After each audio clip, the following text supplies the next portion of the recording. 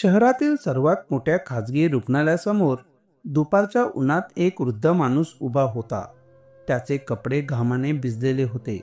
त्यांच्या डोळ्यात चमक आणि चेहऱ्यावर एक साधेपणा, अतिशय प्रामाणिक हास्य होतं.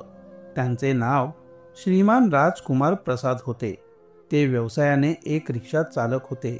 त्यांचे वय जवळजवळ 55च्या वर असेल, पण आज त्यांच्या चेहऱ्यावर बालिश आनंद होता, कारण ते त्यांच्या मुलाला भेटायला तिथे आले होते. ज्या मुलाला त्यांनी स्वतःच्या गरजा सोडून शिक्षण दिले होते, ज्यांनी एकेकाळी पैशांअभावी आपल्या आईला गमावलं होतं, पण त्या दुःखाचे शक्तीत रूपांतर करून त्यांनी एक संकल्प केला होता की माझा मुलगा मोठा होऊन डॉक्टर होईल, जेणेकरून इतर कोणत्याही गरीब व्यक्तीची आई उपचाराशिवाय मरणार नाही. आज तोच मुलगा डॉक्टर विवेक या रुग्णालयात डॉक्टर म्हणून काम करत होता. गेटवर उभ्या असलेल्या सुरक्षा रक्षकाने राजकुमारजींना थांबवले. तेव्हा ते हसले आणि हात जोडून म्हणाले, बेटा, मला डॉक्टर विवेकला भेटायचं आहे. तो माझा मुलगा आहे. तोही इथेच काम करतो. गार्डने वरपासून खालपर्यंत त्यांच्याकडे पाहिले. त्यांचे घामाने भिजलेले कपडे, थकलेले चालणे आणि तुटलेली चप्पल पाहून तो थोडाशा उपहासानेच म्हणाला, बाबा, तुम्ही म्हणताय की डॉक्टर विवेक साहेब तुमचा मुलगा आहे. तुम्ही विनोद करताय का? श्री राजकुमारजी अजूनही त्याच सन्माननीय स्वरात म्हणाले, नाही बेटा, तो खरंच माझा मुलगा आहे. मी रिक्षा चालवून कष्ट करून त्याचं शिक्षण पूर्ण केले आणि आज माझ्या मेहनतीचं फळ आहे की माझा मुलगा विवेक डॉक्टर आहे आणि तो माझाच मुलगा आहे. गार्डला थोडा संशय आला, पण तरीही तो आत गेला. आतमध्ये एअर कंडिशन केबिनमध्ये पांढरा कोट घातलेल्या चमकदार खुर्चीवर बसलेले डॉक्टर विवेक त्यांच्या 2 सहकाऱ्यांसोबत एका प्रकरणावर चर्चा करत होते. तेव्हा गार्ड गेला आणि म्हणाला, साहेब, बाहेर एक म्हातारा माणूस आला आहे आणि तो त्याचे नाव श्री राजकुमार असे सांगत आहे. तो म्हणत आहे की तुम्ही त्यांचे मुलगा आहात. विवेक क्षणभर पूर्णपणे शांत झाला. त्यांच्या चेहऱ्यावरून रंग निघून गेला. डोळे खाली झाले आणि ओठ क्षणभर गोठले. त्याच्या समोर बसलेल्या डॉक्टर रिधिमाने त्याच्याकडे प्रश्नार्थक नजरेने पाहिलं, कारण 2च दिवसांपूर्वी विवेकने संपूर्ण कर्मचाऱ्यांना सांगितलं होतं की त्याचे वडील एक मोठे उद्योगपती आहेत आणि परदेशात राहतात. विवेकने खुर्चीचा हात घट्ट धरला आणि नंतर अगदी हळू आवाजात म्हणाला, त्यांना जाऊन सांगा की मी कोणत्याही राजकुमार प्रसादला ओळखत नाही. गार्ड आश्चर्यचकित झाला, पण तो आदेशानुसार बाहेर गेला. आताही श्री राजकुमारजी त्याच साधेपणाने गेटच्या बाहेर उभे होते. त्यांचे डोळे वारंवार दाराकडे जात होते. त्यांचे हृदय म्हणत होते की आता माझा मुलगा धावत येईल. तो मला मिठी मारेल. तो म्हणेल, बाबा, तुम्ही अचानक इथे आला आहात. पण गार्डने जे सांगितलं त्याने आतून त्यांचे हृदय हलले. बाबा, डॉक्टर साहेबांनी तुम्हाला ओळखण्यास नकार दिला. ते म्हणत आहेत की ते तुम्हाला अजिबात ओळखत नाहीत. राजकुमार प्रसादजी काही क्षण गप्प राहिले. मग त्यांनी त्यांच्या रिक्षाचे हँडल धरले आणि तिथून अगदी शांतपणे परत निघून गेले. आता त्यांच्या चालण्यात कोणताही थकवा नव्हता. उलट असं वाटत होतं की त्यांनी त्यांच्या शरीराने नाही तर आत्म्याने पराभव स्वीकारला आहे. वाटेत त्यांनी कोणालाही थांबवलं नाही किंवा त्यांनी कोणाला काही सांगितलं नाही. त्यांच्या नजरा फक्त खाली होत्या आणि त्यांच्या मनात फक्त एकच गोष्ट चालू होती, माझा मुलगा मला ओळखण्यास खरोखर नकार देत होता का? ज्या रस्त्यावरून ते वर्षानुवर्ष त्यांच्या रिक्षाचा हॉर्न वाजवत होते, आज त्याच रस्त्यावर त्यांची पावले थरथरत होती, पण थकव्यामुळे नाही तर त्या मुलाच्या उदासीनतेमुळे, ज्याला ते शाळेत सोडण्यासाठी खांद्यावर घेत असत. राजकुमार प्रसादजी अजूनही काहीही बोलले नाही. त्यांनी कोणाकडे तक्रार केली नाही किंवा त्यांचा मुलगा विवेकला शाप दिला नाही. ते फक्त मनात विचार करत होते मी काही चूक केली का? मी त्याला आवश्यकतेपेक्षा जास्त ढकलले का? घरी पोहोचताच त्यांनी शांतपणे रिक्षा एका कोपऱ्यात उभी केली. त्यांनी दार उघडले आणि शांतपणे आत गेले. तेवढ्यात त्यांचा धाकटा मुलगा सुनील त्यांच्या समोर आला. बाबा, तुम्ही इतक्या लवकर परत आलात आणि तुम्ही इतके दुःखी का दिसताय?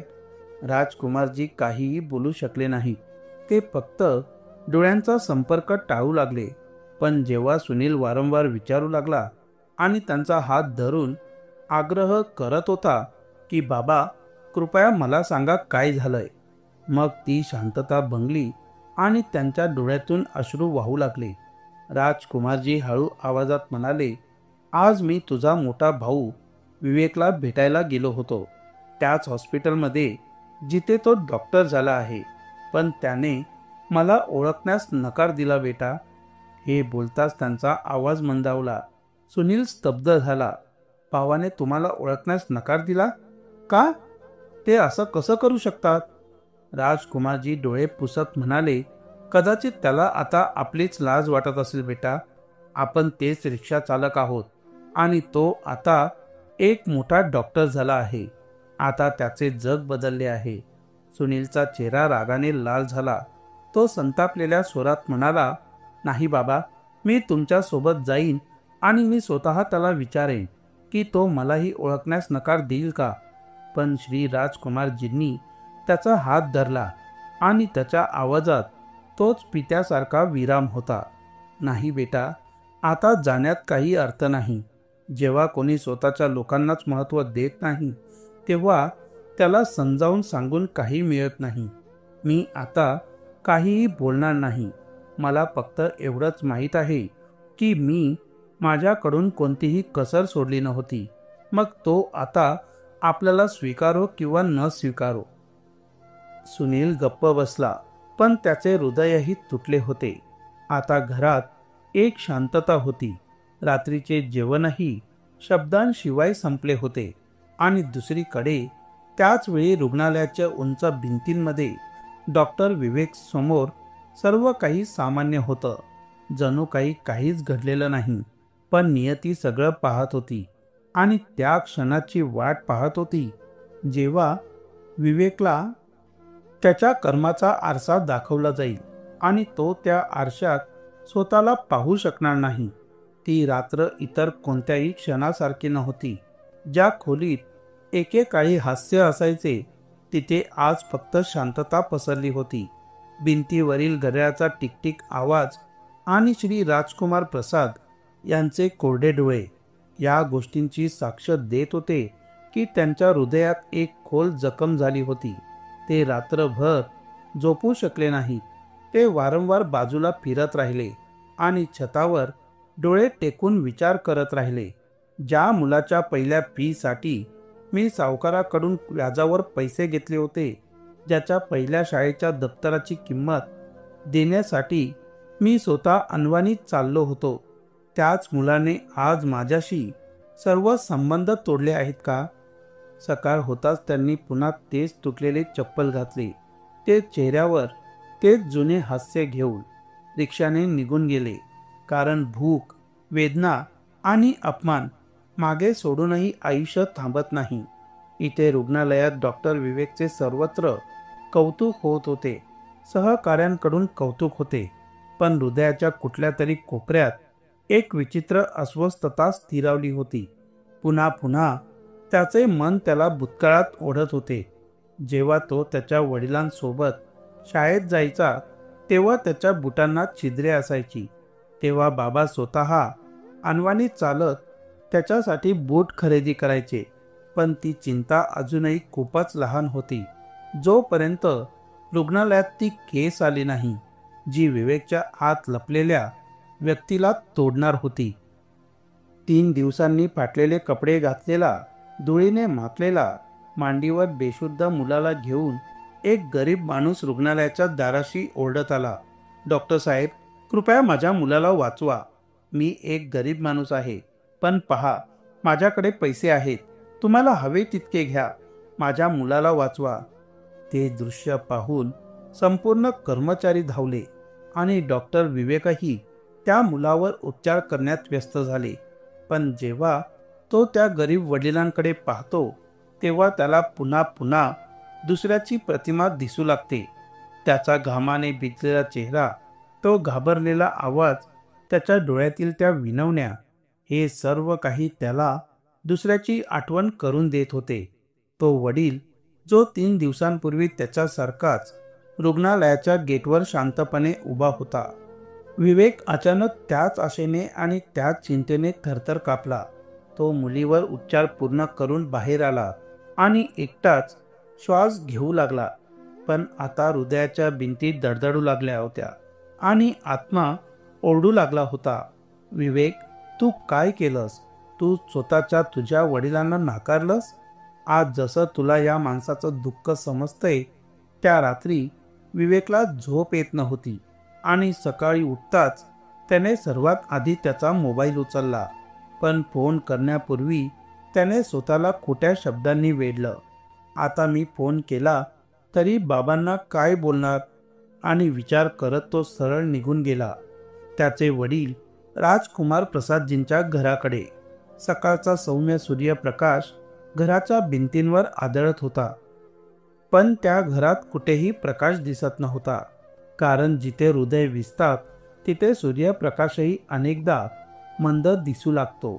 राजकुमार प्रसादजी आज नेहमीप्रमाणे जागे झाले, पण आता त्यांच्या चेहऱ्यावर चैतन्य नव्हतं. जणू काही आतून काहीतरी तुटले आहे. सकाळचा चहा थंड झाला होता, पण ते अजूनही त्याच खुर्चीवर शांत बसलेले होते. ते त्यांच्या टॉवेलच्या कोपऱ्याने डोळे पुसत असे, जेणेकरून त्यांच्या डोळ्यातून वाहणारे अश्रू कोणीही पाहू नये. अचानक दारावर ठोठावल्याचा आवाज आला. सुनीलने दार उघडताच विवेक त्याच्या समोर उभा होता. तोच विवेक ज्याने 3 दिवसांपूर्वी स्वतःच्या वडिलांना ओळखण्यास नकार दिला होता. आज त्या मुलाचे डोळे खाली होते आणि त्याचे हात थरथरत होते. सुनील क्षणभरही काहीही बोलला नाही. त्याचे डोळे रागाने जळत होते. पण विवेक काही न बोलता थेट आत गेला आणि त्याच्या वडिलांना तिथे बसलेला पाहून तो जमिनीवर गुडघे टेकून बसला. त्याचा घसा दाबला गेला होता. त्याचा आवाज थरथरत होता. त्याच्या डोळ्यातून अश्रू वाहू लागले. तो हळुवारपणे म्हणाला की बाबा, कृपया मला माफ करा. मी खूप मोठी चूक केली आहे. राजकुमारजींना धक्का बसला. त्यांनी आपले कमकुवत डोळे थोडे वर केले. त्यांना समजलं नाही की हा तोच मुलगा आहे ज्याने 3 दिवसांपूर्वी जगासमोर त्यांना वडील म्हणून स्वीकारण्यास नकार दिला होता. विवेक आता त्यांच्या पायांवर डोके ठेवून वारंवार रडत होता. बाबा, मी खोट्या आदरामागे धावत राहिलो.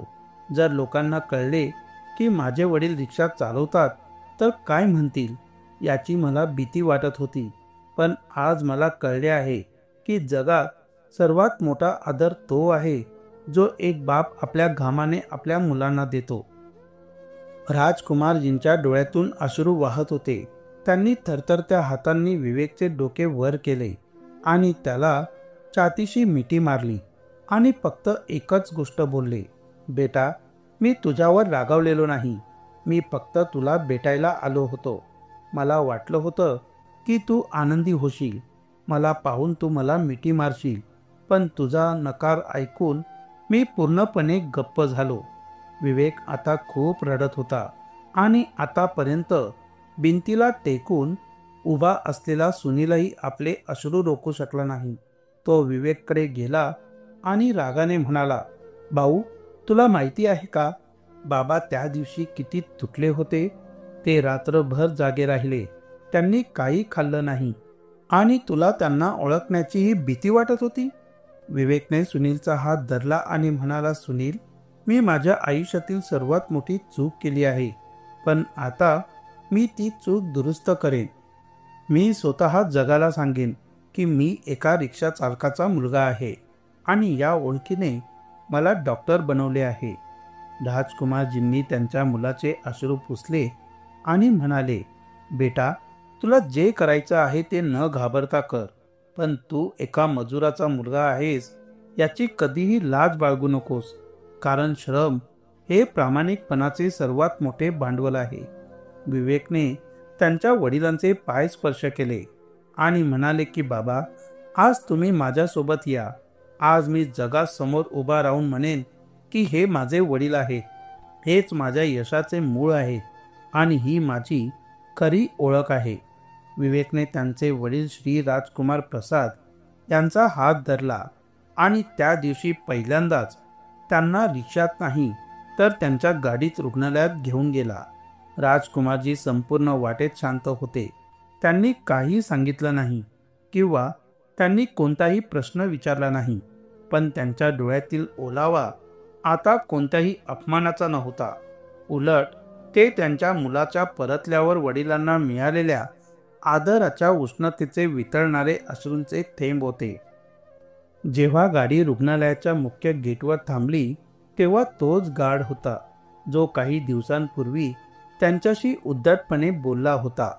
त्यांना ओळखताच तो लगेच उभा राहिला आणि विवेकला म्हणाला, साहेब, हा तोच माणूस आहे.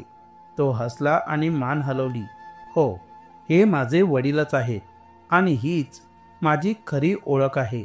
गार्ड स्तब्ध झाला आणि त्याने नम्रपणे वाकून राजकुमारजींना अभिवादन केले. तो आत जाताच रुग्णालयाच्या कॉरिडॉरमध्ये कुजबूज सुरू झाली. तो डॉक्टर विवेक ज्याने सांगितलं होतं की त्याचे वडील परदेशात व्यवसाय करतात, आज तो एका रिक्षा चालकाला सोबत घेऊन आला आहे आणि म्हणत आहे की हे माझे वडील आहे. विवेकने कोणाकडेही पाहिलं नाही. तो थेट वॉर्डमध्ये गेला जिथे त्याचा मॅनेजर आणि इतर वैद्यकीय कर्मचारी एका बैठकीत बसले होते. त्याने दार उघडले आणि सर्वांसमोर उभा राहून नम्रपणे आणि स्पष्ट आवाजात म्हणाला, सर्वांनी ऐका. आज मी तुमच्यापासून काहीही लपवू इच्छित नाही. ज्या व्यक्तीला मी गेल्या अनेक वर्षांपासून लपवत आहे, आज मला त्याला जगासमोर आणायचा आहे. तो मागे वळला आणि नंतर त्यांचा हात धरून त्यांना सर्वांसमोर उभे केले. हे माझे वडील श्री राजकुमार प्रसादजी आहेत, ज्यांनी रिक्षा चालवून मला सक्षम बनवले. माझ्या आईच्या मृत्यूनंतरही त्यांनी कधीही हार मानली नाही. दररोज रात्री त्यांनी माझ्या शिक्षणासाठी, माझ्या फीसाठी, माझ्या पुस्तकांसाठी रक्त आणि घाम गाळला. मी त्यांच्याकडे पाहण्याचे टाळले कारण मला लोक काय म्हणतील याची भीती वाटत होती. विवेकचा आवाज थरथरत होता. पण आज मला भीती वाटत नाहीये, कारण आज मला माहीत आहे की या देशाचा खरा नायक करोडपती नाही, तर तो आहे जो स्वतः उपाशी राहतो आणि आपल्या मुलांना स्वप्नांची उडी देतो. खोलीत शांतता होती आणि नंतर काही क्षणानंतर टाळ्यांच्या कडकडाटाने प्रत्येक हृदय भिजले. डॉक्टर रिधिमा, जी पूर्वी विवेकची मैत्रीण होती आणि त्यांचे खोटे खरे मानत होती, सर्वप्रथम उठून राजकुमारजींच्या पायाशी नतमस्तक झाली. तुम्ही खरोखरच महान आहात अंकल. तुम्ही जे केले ते शब्दांच्या पलीकडे आहे. आम्हाला तुमचा अभिमान आहे. सर्व डॉक्टर, परिचारिका, कर्मचारी त्यांना एक एक करून भेटले आणि त्या दिवशी 3 दिवसांपूर्वी गेटवरून हाकलून लावलेला रिक्षा चालक आज त्याच रुग्णालयात उभा होता. आदर, कृतज्ञता आणि अभिमानाच्या डोळ्यांनी आंघोळ केली. विवेकने सर्वप्रथम त्याच्या वडिलांसाठी खुर्ची मागवली आणि तो स्वतः खाली जमिनीवर बसला. आतापर्यंत मला तुमच्या सावलीचीही भीती वाटत होती बाबा. आता मला फक्त तुमच्या सावलीतच राहायचं आहे.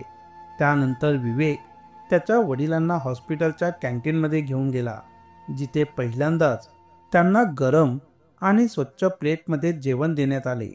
पुढच्या काही आठवड्यात विवेकने त्याच्या वडिलांसाठी एक सुंदर घर बांधले आणि त्याचा धाकटा भाऊ सुनीलला शहरातील सर्वोत्तम महाविद्यालयात प्रवेश घेऊन दिला. आता जेव्हा जेव्हा रुग्णालयात एखादा गरीब रुग्ण असायचा तेव्हा डॉक्टर विवेक त्याची फी घेत नसत. तो फक्त एवढंच म्हणायचा की एकदा माझे बाबाही अशाच डॉक्टरांच्या दारात उभे होते. आज माझे कर्तव्य आहे की दुसऱ्या कोणाचेही बाबा रिकाम्या हाताने परत जाऊ नयेत. मित्रांनो, महान होण्यासाठी उच्च पद नाही, तर खोल त्याग आणि मनापासून दिलेला आदर आवश्यक आहे. आता प्रश्न असा आहे की जर तुम्ही अशा टप्प्यावर आलात की तुम्हाला जगाच्या नजरेत आदर आणि तुमच्या प्रियजनांचा पाठिंबा यापैकी एक निवडावे लागले, तर तुम्ही काय निवडाल? काही उत्तरं माणसाला पुन्हा माणूस बनवतात, म्हणून आम्हाला कमेंट करून कळवा. आणि जर ही कहाणी तुमच्या हृदयाला भिडली असेल तर कृपया व्हिडिओला लाईक करा, शेअर करा आणि आमच्या चॅनलला सबस्क्राईब करा, जेणेकरून आम्ही अशाच आणखीन कथा तुमच्यासाठी घेऊन येऊ. भेटूया पुन्हा एका नवीन कथेसह. तोपर्यंत जय हिंद, जय महाराष्ट्र. धन्यवाद.